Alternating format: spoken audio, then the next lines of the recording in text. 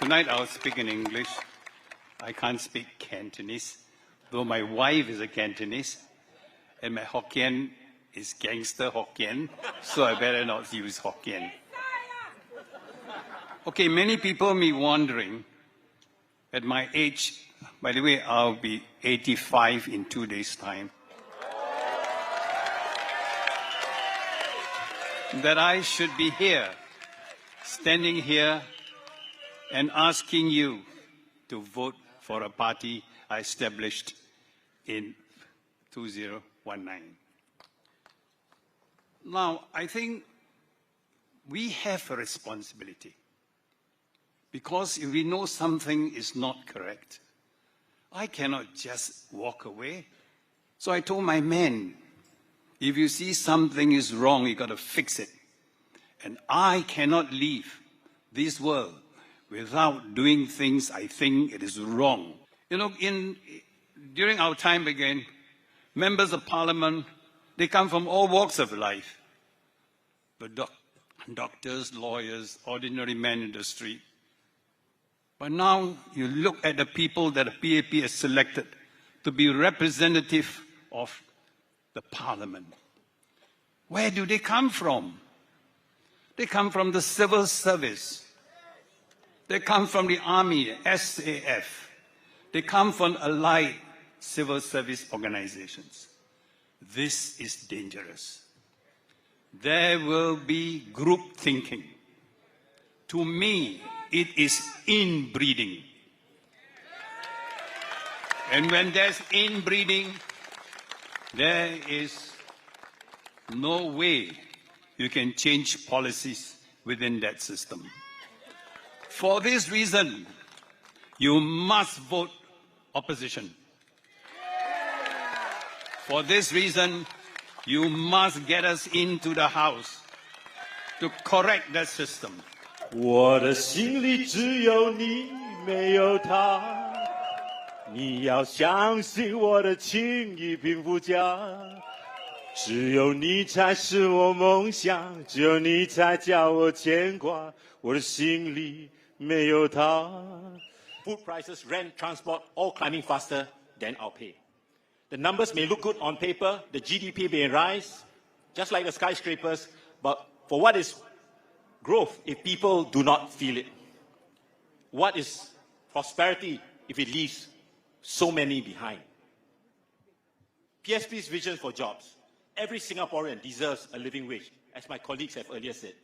We propose a minimum living wage of $2,250. With this, no worker should have to rely on supporting government schemes and vouchers just to get by. This allows Singaporeans to plan for the future and not panic about tomorrow. Let's tighten the fair consideration framework. With a stronger Singaporean first policy, we should introduce EP quotas per company, applying a monthly $1,200 levy on EP holders, and raise the EP salary bar to $10,000 a month, so that only the top tier, the real talent, can enter Singapore. We welcome talent, but Singaporeans cannot be left behind.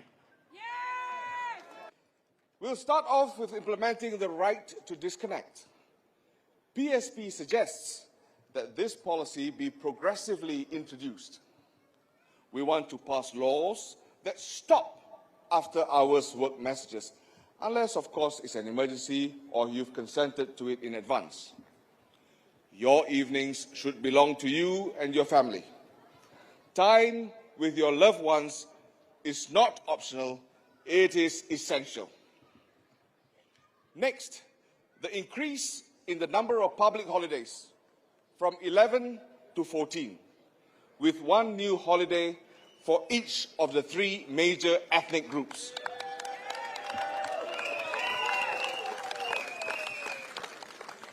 In 1968, the government reduced the number of public holidays from 16 to 11 in order to increase productivity.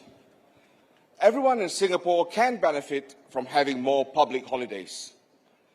PSP suggests, for now, adding one for each major ethnic group, namely the eve of Chinese New Year, the second day of Hari Raya Puasa, and Thai Pusam.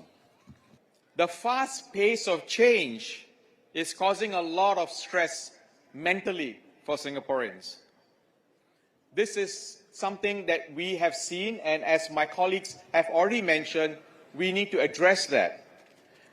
This is why PSP believes that we need to strengthen the support for mental health services. We call on the government to reduce the waiting time for subsidized appointments to see mental health professionals in the public hospitals, and to allow MediSave to be used for mental health treatments. Importantly, the passing of the Workplace Fairness Act on 8 January 2025, which is coincidentally my birthday, so now all of you know when it's my birthday. That goes far beyond the passing of a law, because it also speaks to the importance of political competition. When we trace back, an anti-discrimination law was first proposed by PSP when we first launched the Women's Wing in January 2021. This was alongside the Workers' Party. In the August of that same year, the then Prime Minister Lee Hsien Loong then announced in the August National Rally speech that plans were there to enshrine anti-discrimination guidelines in the workplace into law. As such, I firmly believe that competition of ideas from credible alternative parties like PSP forces the PAP to act. The government also took the opportunity of the GST hike to increase property tax in the name of wealth tax, when most of the burden of the tax has fallen on middle-class Singaporeans, especially retirees. And in doing all this, the government actually is in a very strong financial position, a fact I've explained in a full motion on public finance in February 2024. The government is also not compassionate when it comes to jobs and wages policies. The government must put more focus on preserving jobs for Singaporeans. When anyone loses their job and cannot find a comparable one quickly, they could face many financial and family problems. Jobs are the foundation of human dignity.